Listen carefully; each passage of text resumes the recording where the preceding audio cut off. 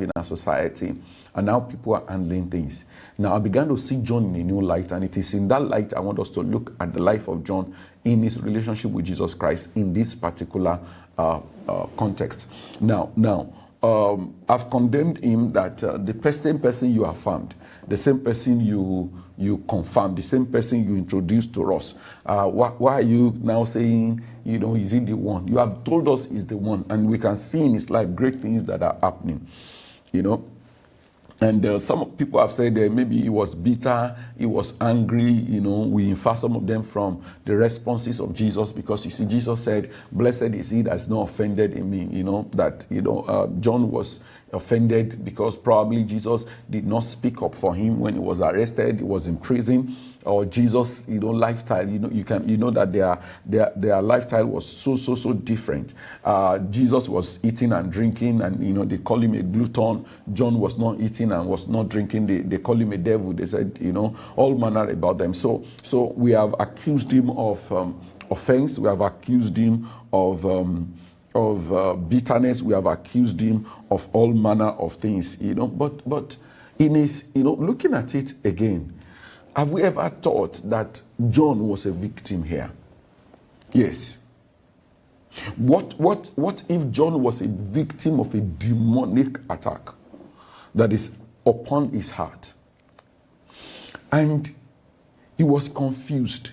He was depressed. He was frustrated. He looked at everything Jesus was doing, as something in his mind was telling him, can this be the Messiah? This is not how I expected the Messiah to carry himself. This is not what I expected the Messiah to do. Probably he was even expecting Jesus to proclaim himself king and Messiah, and then pick up arms and fight the Roman government, and then liberate Israel at that time. And Jesus was not doing that. Maybe he believed Jesus had so much followership, and then he didn't use that followership for the benefit of the Israelite. Some people will say, that pastor has so much followership. He has so much people. If the Pastor A, Pastor B, and Pastor C will come on the road, the government will listen. Hey, it's not like that anyway. So maybe that was what he too was expecting of Jesus Christ. And Jesus did not do it. But you know what he did that amazed me?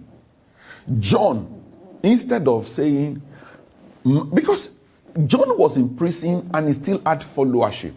You can see that, and he still has so much influence that he can send two of his disciples to Jesus. Go and ask him some questions for me. Meaning that the disciples of John still had access to John, meaning that Jesus was still seeing his disciples and probably other people. Don't forget that even Herod was listening to John. Now, John did not now come up with a teaching to discredit the ministry of Jesus, which is what many of us will have done. We will have come up and start, to teach. I think a couple of weeks ago, I was, on this table, and I'm back on that table now, to say that we need to be very careful how we respond to things we don't understand. People said what we don't understand, humans will criticize it. Now, he refused to criticize Jesus. You know what John wanted? Clarity.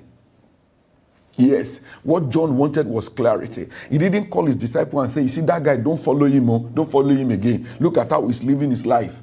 And if he had done that, it would have been wrong. Because Jesus was living his life according to the dictate of the Father to him, which you might not understand, which you might not approve, which you might not, appreciate. But you see, he said, what I see my Father do, the same thing I do. And the only person Jesus was responsible to was his Father. So whatever he's doing that you don't like, please just tolerate it, because he's not responsible to you. He's not going to give account to you. You see now. But the response of John, how John handled his doubts and questions about Jesus, was the fact that he sent disciples to Jesus to ask, sir, I don't understand. This is not what we expected. You see now, this is not how we expected it. And Jesus sent an answer. And you see, even when Jesus sent an answer, That answer might not have satisfied John, but you know what? From the scripture, we did not see John coming out to say, I've tried to reach out to him. The guy is not serious. He's not serious. No, he never criticized Jesus once. We didn't see him do a teaching that was against the ministry and the person of Jesus Christ. We didn't see him taking any step to discredit the ministry of Jesus. He questioned it because he asked questions. He asked questions, and then when he got his answer, either he was satisfied with that answer or not. John decided to face his own ministry, ended his own ministry, and left Jesus to the one that called him.